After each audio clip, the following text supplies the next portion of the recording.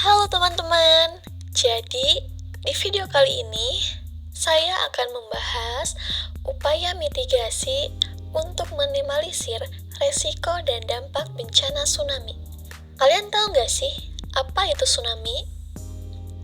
Tsunami merupakan salah satu bencana alam yang dahsyat dan dapat menimbulkan kerusakan serta korban jiwa yang signifikan.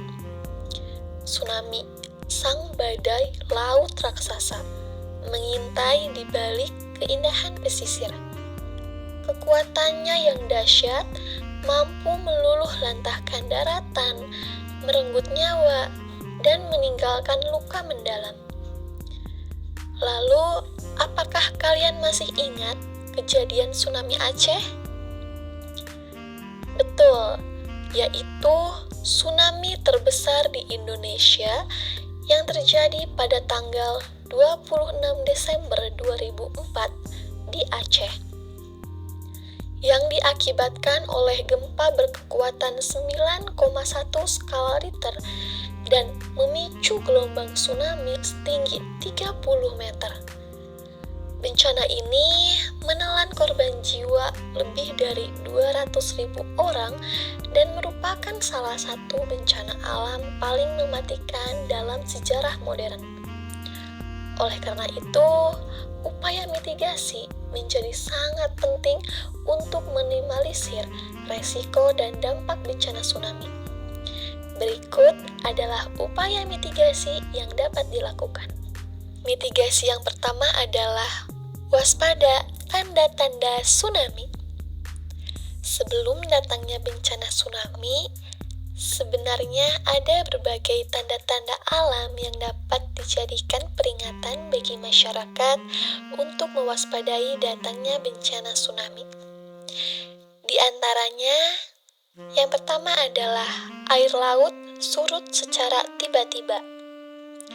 Banyak kejadian tsunami didahului dengan air yang surut di pantai sampai puluhan, bahkan ratusan meter. Hal ini terjadi karena memang di sumber gempa terjadi dislokasi yang mengakibatkan adanya volume air laut yang tersedot atau berpindah sementara di lokasi di mana bidang permukaan dasar laut terjadi pergerakan. Yang kedua adalah pengamatan visual dan suara gemuruh. Beberapa pantai yang mempunyai bagian morfologi yang tinggi dapat melihat jauh ke tengah laut. Untuk itu, gelombang datangnya tsunami dapat terlihat sejak masih di tengah lautan. Tipe gelombangnya berbeda dengan gelombang biasanya.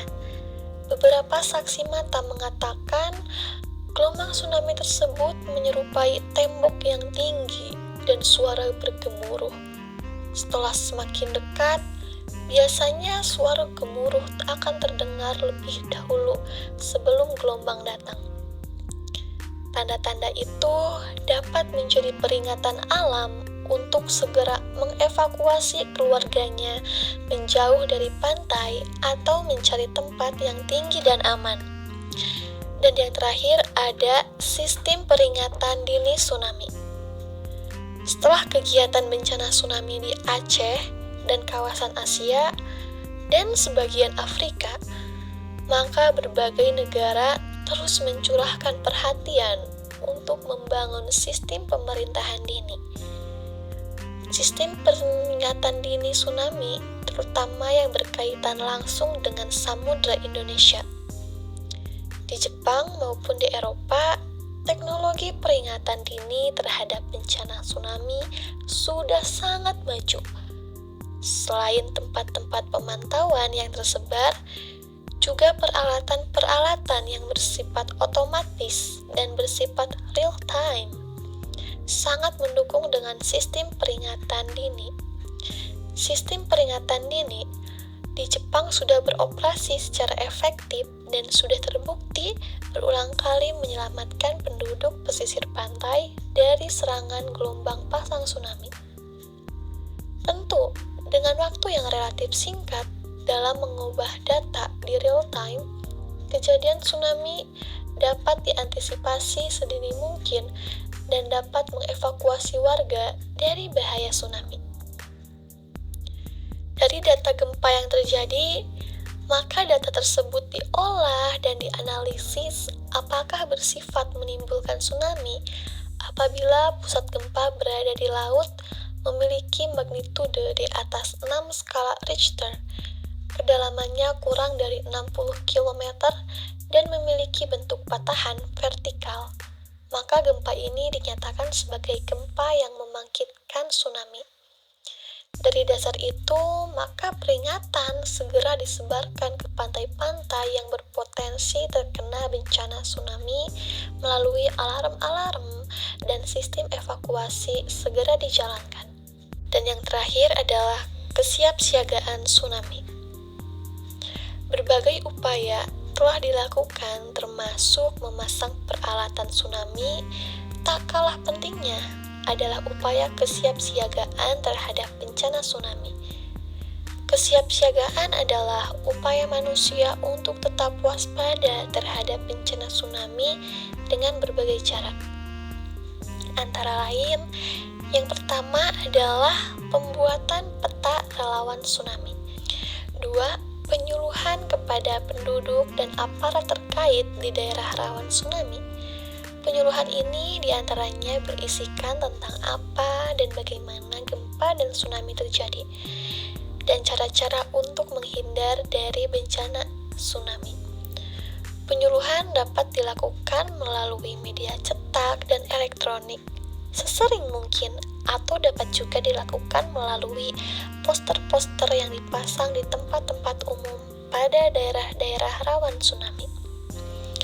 Yang ketiga adalah proteksi ilmiah terhadap gelombang tsunami, seperti penanaman pohon bakau, kelapa dengan rapat dan lebar tertentu yang dapat mengurangi laju dan tinggi gelombang tsunami. Dan yang terakhir adalah membangun sarana evakuasi pada daerah-daerah yang sudah terlanjur dihuni dan tidak bisa dirubah dengan seketika, sehingga diperlukan penataan kembali untuk sarana evakuasi. Terakhir, untuk kesimpulan video ini yaitu sebagai upaya untuk menekankan dampak yang lebih buruk dari suatu kejadian bencana, diperlukan suatu upaya mitigasi.